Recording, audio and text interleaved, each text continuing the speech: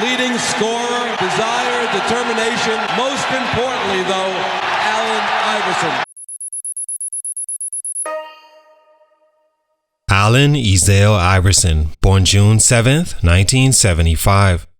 Welcome to the Beautiful Game series on Stunted Growth, where we talk about guys whose basketball game was just an amazing sight to see and deserve to be appreciated and documented.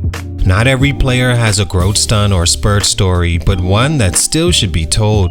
Today, that guy is none other than Allen Iverson. Of course, no series about beauty when it comes to basketball can be told too long without the mention of Allen Iverson. When it comes to what he meant to smaller basketball players that followed him, what he meant to the city of Philadelphia when it comes to basketball, and what he meant to urban culture will never be duplicated.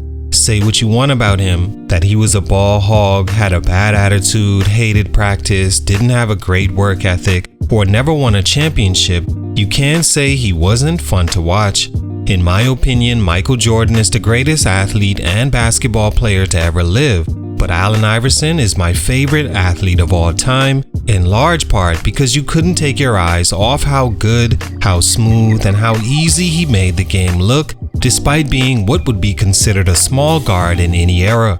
With guys like Vince Carter, Jamal Crawford, or even Jason Williams, their game, in large part itself, is what made them past features in this series. But with Allen Iverson, the icing on top of that was he made you feel him as well. I didn't know one single person from my childhood that hated Allen Iverson. Basketball is art, and art is subjective, so there will be people that didn't like Vince Carter's aggression or Kobe Bryant's perceived selfishness, Shaq's lack of work ethic, Jordan's dictatorial approach, but no one has ever said Iverson was a bad teammate or did it all for himself or never played hard enough and quit on his team. He didn't care too much about practice, and he did enjoy the nightlife and never won a championship. But the best of the best would tell you that playing against Allen Iverson was their toughest day on the job. Toughest guy I ever played against. Allen Iverson, he was really tough. His passion was unmatched, his will to win was off the charts, and maybe what I liked most about him was he made some of the toughest shots look so easy, so natural, so beautiful. When you talk about pace to the game at the point guard position, there was none better. He had all the tools to keep you on your toes. Play him close, he'd just blow by you. Play him back, he didn't hesitate to shoot from anywhere, even though his numbers don't say he was a great long-distance shooter. When they mattered, he filled it up. But the worst position to be in as an Iverson defender is when he locked in and sized you up. He went against the best defenders, much bigger, stronger, tested, and had the reputation to lock up on defense, and Allen Iverson cooked them all with his patented crossover dribble that we taped and studied growing up. There will be many compared, many the same size, many to achieve the same and more, but more beautiful, there will never be another Allen Iverson for these reasons. Let's talk about it. It's your boy JC Stunted Growth. Let's get it, man. A lion in an eagle's body. One of the greatest and most beautiful features to Allen's game was he played so much bigger than he was. First of all, his pace always captivated me. He was never rushed into his moves, and he never changed who he was to fit any body or any situation.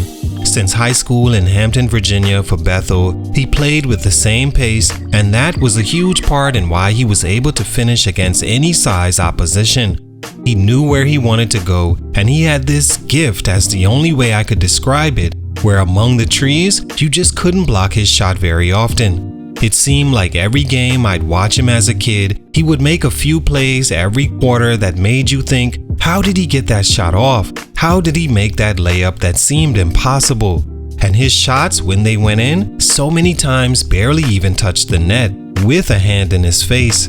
Add to that, he was the ultimate competitor and ultra passionate about playing the game, mixed with a charisma I've never seen from an athlete ever.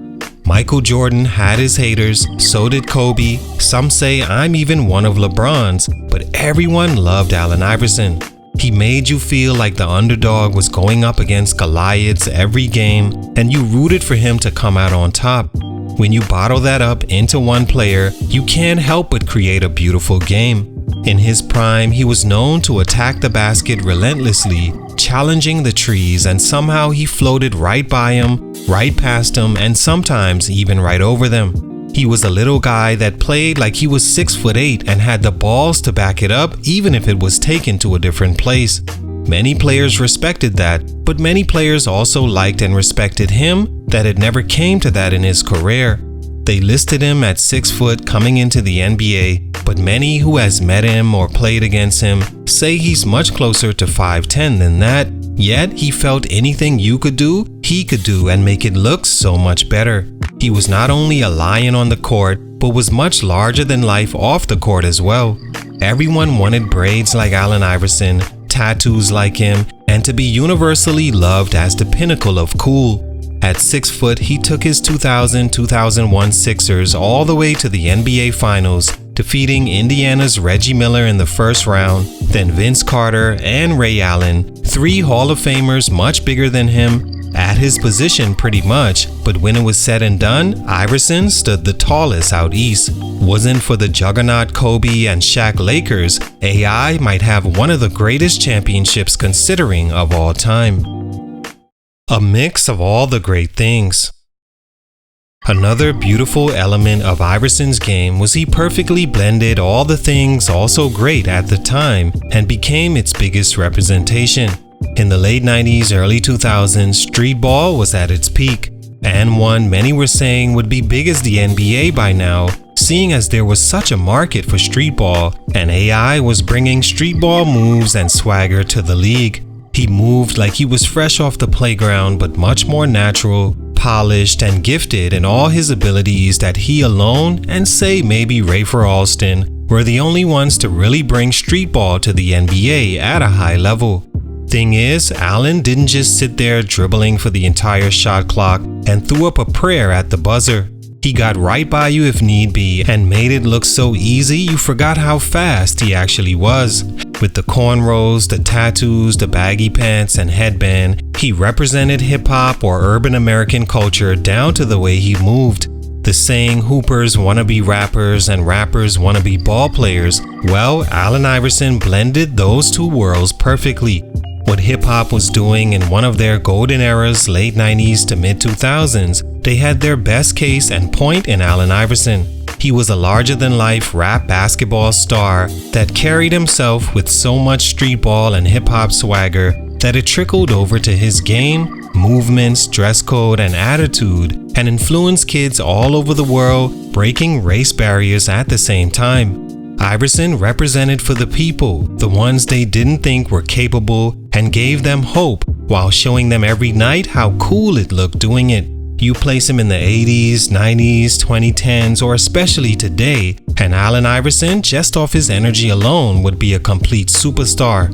When you add his on-court moves, that of the streets, raw and natural, you create a guy that could be championed. Many wanted and wondered what a street ball player would look like in the NBA, and Allen Iverson was the perfect mix. Generational move. Of course, we can't forget about the biggest reason Allen Iverson's game was so beautiful, his signature crossover. The crossover dribble is a simple move that's been around since the beginning of basketball, as naturally when trying to get loose from a person wanting to stop you from getting to point B, you're going to attempt to make them think you're going one way, then at the last minute change direction to the other. The crossover wasn't created by Allen, but by far no one did it better. He's told the story of a walk-on from his college team, the Georgetown Hoyas, teaching him the move after he was continuously getting Allen Iverson with it in practice. When he got it down, he put his own sauce on it and made it his signature move that became synonymous to himself. Allen's rookie year was one of my favorite times watching his game because at the time he still had everything to prove as the first overall pick in '96, and with his new Reebok questions, blue or red tip, he seemed like he spammed the crossover move any chance he could. And you know what? We were all here for it. He would create so much space off that one move that there was no chance stopping him from getting to the hoop or pulling up for his deadly mid-range jumper.